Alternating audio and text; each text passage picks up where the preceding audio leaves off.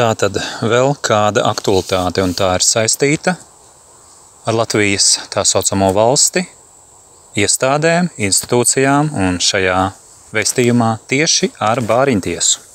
Jo kādā reizē biju to pieminējis, un tā kā tas netiek sadzirdēts sabiedrībā, netiek aktualizēts arī no citiem, tad ir jāklauvē atkal un atkal un jāpanāk, ka šīs institūcijas, kas sevi reklamē kā sabiedrības interesēs strādājošas, lai arī atbild. Lai atbild konkrēts vārds uzvārds ar paltraku vai bez paltraka, amatpersonas statusā vai bez visādiem statusiem un bļembām, lai atbild. Kāpēc vecāku šķiršanās gadījumā bērns vai bērni paliek pie tā vecāka, kurš ir ieinteresēts postīt bērna vai bērnu attiecības ar otru vecāku? Kāpēc bērns vai bērni netiek atstāti pie tā vecāka, kurš nekaitētu otrajam un ļautu viņam brīvi sazināties, saskarties ar saviem bērniem, būtu vienojies un ir arī spējīgs vienoties, sarunātu dienas, nedēļas, kādā kārtībā bērni tiktos ar savu otru vecāku? Kāpēc es šo aktualizēju? Tāpēc, ka manā situācijā mani bērni nolaupīti jau drīz jau 4 gadu garumā, un iespēja satikt savus bērnus vai saziņa nenotiek. Es ļoti labi apzinos, un cilvēki, kas pat tiešām mani pazīst pēc būtības, viņi zina, ka es nekad nebūtu liedzis savai bijušajai iespēju saskarties ar mūsu kopīgiem bērniem. Es nebūtu pret viņu darījis to, ko viņa dara pret mani. Es nebūtu viņai kaitējis. Es neeju šo ceļu, bet viņa šo iet, viņa to dara, un institūcijas esot šādus padomus devušas. Ja vien Kristīne Ruģele, bērna māte, nemelo. Pieminēšu Kristīnas Ruģeles uzvārds kopš 2022. gada ir mainīts uz Kārkliņa. Tātad šī Kristīne Kārkliņa bija iepriekš ziņojumos minējusi, ka viņa darīja to, ko viņai lika institūcijas. Tas ir arī ierakstīts, tā kā viņa to ir vairāk kārt pieminējusi.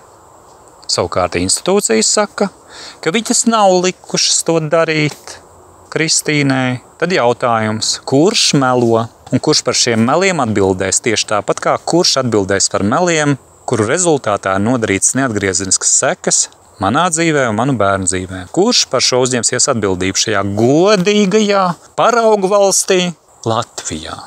Kurš ir atbildīgie? Kāpēc neviens līdz šim nav pieteicies?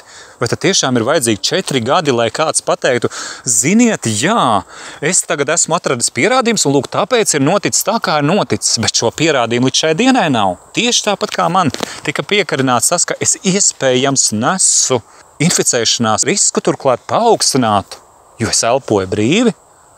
Šādi murgi tā tad izgāja cauri. Tieši tāpat tagad turpina man viņi vajāt, jo es taču neļauju sev uzspiest viņu uzliktos kaut kādus papildus sodus. Un es arī neļaušu, un viņi to nesaprot. Viņi ir tik debīli, ka viņi domā, ka cilvēku ir jānospiež, jāsaspiež, jāpakļauj un tā tālāk. Kas viņi vispār ir cilvēki? Šie morālie kropļi valstī. Man liekas, ka viņi ir tādi izzimteņi, ka pat tad, ja viņus kāds paņemtu taisnīgi šajā situācijā, paņemtu aiz matiem un izpurinātu, izskatītu tā, ka viņi paliktu bez šiem saviem matiem, ir šaubas, vai viņi nāktu pie samaņas. Kāpēc pret viņiem varmākām, kas posta bērnu dzīvi un arī manu dzīvi, izturās tieši šādi?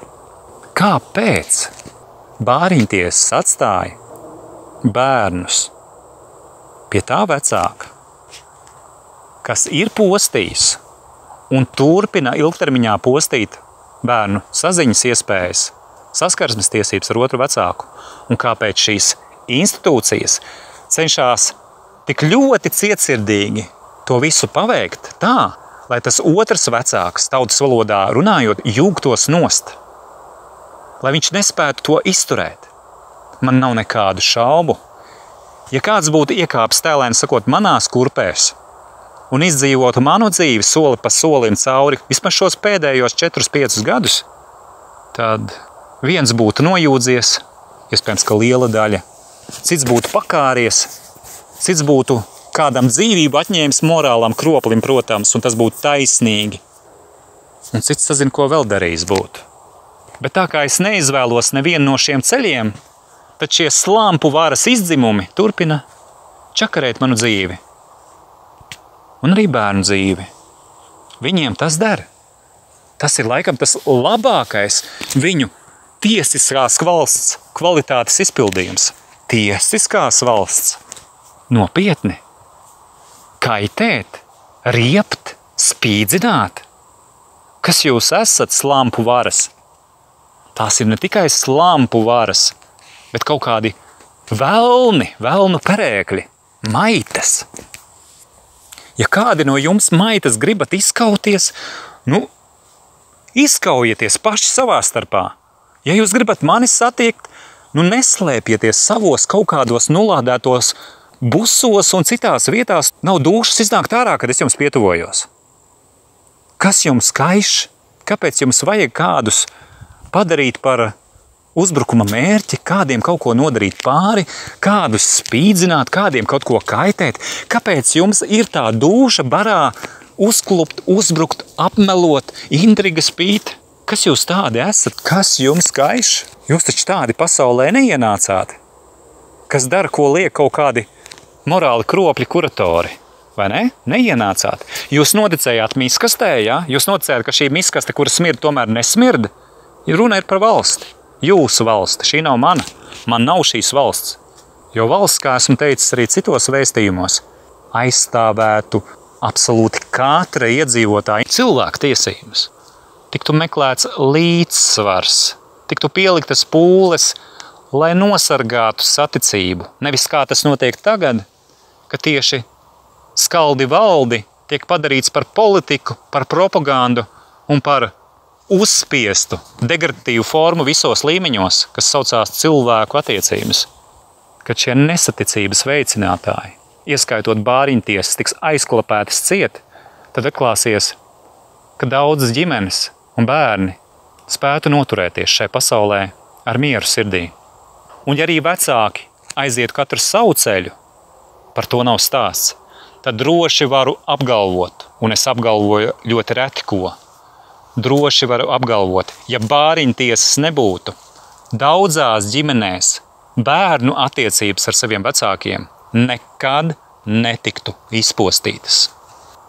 Bet tāpēc, ka ir morāli kropļi, algotņi, kuri citu morālo kropļu uzdevumā pilda noziedzīgas pavēles un veic noziegumus, tieši tāpēc, ka viņi riebekļi un kropļi būdami bāžās virsū kā tādi piderasi un pedofīli, tāpēc arī tiek izpostītas cilvēku dzīves. Viņiem pašiem nav labi un viņiem ir prieks kaitēt citiem. Tas viņiem liek justies labāk, ka vismaz vēl kādam letiņam ir sūdīgāk nekā viņiem. Turklāt viņi ir ieinteresēti to provocēt, lai sajustos labāk. Viņiem gribās līdzjūtību un sapratni pret sevi. Bet vai šie morālie kropļi nespēja dzīvot savādāk? Laikam jau nespēja, ja reiz katru dienu izvēlās kaitēt. Un es esmu redzējis tādus, kā viņi to dara pret sev tuviem cilvēkiem, ka pat mierīgās dienās, kurās ir patiešām viss bijis mierīgi un labi, viņi tomēr meklē jebkādu ieganstu, lai kaut kā ierieptu, kaut kā pabojātu noskaņojumu. Viņi nevar savādāk. Tā ir šī degradācija. Un turklāt tādu, maigi sakot, nav maz. Bāriņtiesas kā struktūras dara šādu darbu. Viņi ir šie riebekļi, šie kaitēkļi, šīs nezāles, kuras neskāpēc grib izplesties citu cilvēku dzīvē un kuri sevi pasniedz kā eņģelīšus. Mazliet par manu dzīvi un manām dzīves vērtībām. Es esmu cilvēks, kas nesmēķē, nedzer un arī citas atkarības savā dzīvē neveicina un neuztur. Un man ir atņemti bērni. kuriem es mācīju apzinīgu dzīvesveidu, bērni, kuri tika sargāti, aprūpēti, bērni, kuri tika mācīti domāt pirmkārt ar savu galvu un just arī cilvēkus sev līdzās. Man nav šaubu, ka šobrīd blakus viņam ir tādi cilvēki, kuri cenšas apbērt manus bērnus, iespējams pat ar kādām dāvanām šad un tad, lai tikai klusinātu manu bērnu jautājumus par to, kas ir noticis, par to, ko viņi vien daļēji zināja un daudz ko tobrīd vēl nespēja līdz galam apzināties, tā kā bija vien 4 un 6 gadus veci. Bet bērni meklēs atbildes, un daudzi no tiem morāliem kropļiem jau būs nomiruši, kad atbildes tiks izgaismotas. Es novēlu, lai šie morālie kropļi, ja vien viņiem ir vēl kāda cilvēcības pazīme, tā teikt, piestrādā pie tās. Jo varbūt, lai gan es neesmu naivs, varbūt kāds no viņiem kādreiz spēs pateikt vismaz Dievam, arī maniem bērniem un jebkurai citai ģimenei un tās bērniem, ko es varētu darīt par labu pēc tam. Vai es varu ko izdarīt vēl labu pēc tam, kad esmu darījis tādu postu? Varu pateikt, līdz šim neviens no viņiem to nav pat vārdos spējis pateikt, par darbiem nerunāsim. Un cits pēc cita ir bēguļojuši no atbildības. Tādā valstī mēs dzīvojam. Tādā miskastē.